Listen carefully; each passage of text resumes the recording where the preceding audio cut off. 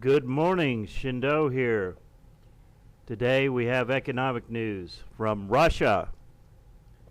Now, this is from CNN Money.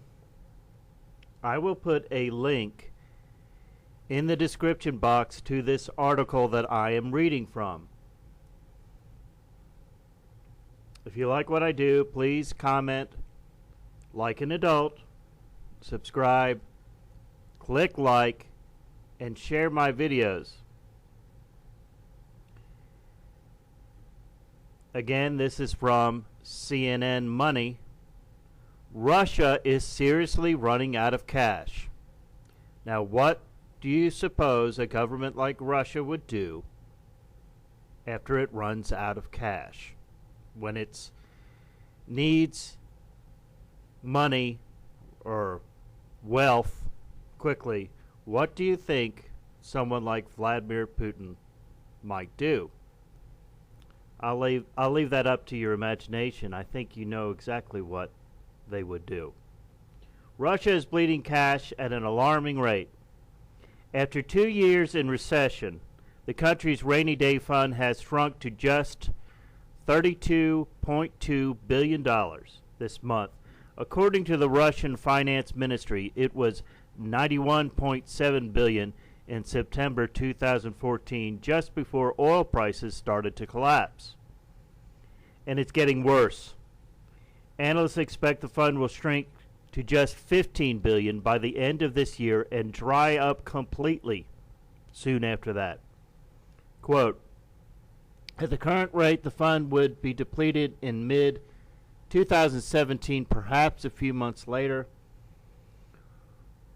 Ored Schneider, chief economist at the Institute of International Finance, wrote in a note this week. The government's reserve fund is designed to cover shortfalls in the national budget at times of low oil and gas revenues. Russia's 2016 budget is based on the assumption the country would be able to sell its oil for $50 per barrel. But the average oil price in the first 8 months of the year was less than $43 per barrel. Oil now makes up just 37% of all government revenues, compared roughly to 50% just 2 years ago. The government will reveal next year's budget after a parliamentary election this weekend. The slump means that government is having to tap into rainy day funds again and again. The government indicated that once the reserves are depleted, it may have to turn to its welfare fund. Kremlin said the welfare fund has over $70 billion in it. The fund is not intended to cover budget shortfalls, but rather to finance future pensions and large-scale investment projects. So basically, they're going to take from the Russian equivalent of the 401k. Schneider said the assets in this funds are less liquid, so it might even be technically impossible for the government to withdraw from it aggressively. Russia's central bank cut interest rates on Friday to 10% from 10.5% in further attempt to kickstart the economy. Central bank still has $395 billion in international reserves, down from $524 billion in October of 2014.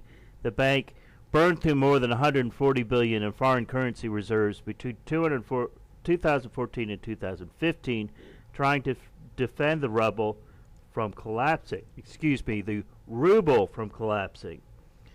If I don't go back and correct myself, some smartass will say something. Trying to defend the ruble from collapsing. The strategy didn't work, and the bank slowly abandoned it. The ruble dropped the lowest ever in January, when it was trading at 82 rubles per US dollar. It is now trading at 65 rubles per dollar. The slump in oil prices has hit Russia at times it was already suffering because of economic sanctions imposed by Western countries over its role in the crisis in the Ukraine. They cut off Russia's most important companies from European financing.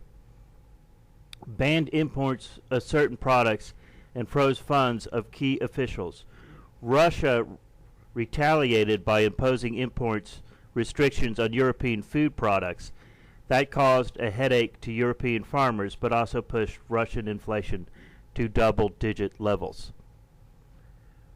The world's economy, not just Russia, the world's economy is in a very bad state. We don't see it here in the United States right now. We don't see it here. But we will, and we'll see it so quickly that it'll be the difference between night and day when it happens, when the bubble bursts. And it will burst. It will burst. It's just a matter of time. And when that bubble bursts, it's going to be biblical when it comes to what it's going to cause. This is the single most dire thing that we as Americans, and because we as Americans have to deal with it, the rest of the world will as well. This is the single most dire thing that is in our future, our inevitable future.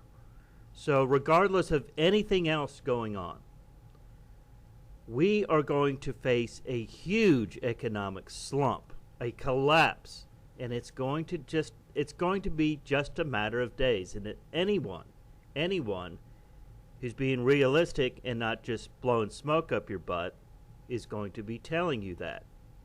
So get prepared, folks, because we are going to hit an economic collapse. And when that happens, it's going to be as bad as a nuclear war. At least almost that bad. And it's only a matter of time. It's only a matter of time. So, here with all the good news is Shindo. If you like what I do, please comment like an adult. I don't know if you like waking up to somebody cursing at you, but I don't. I don't like waking up to someone cursing at me who doesn't even know me. So, comment like an adult. Like, share my videos, and subscribe to my channel. This is Shindo. Have a good Saturday. You were from above.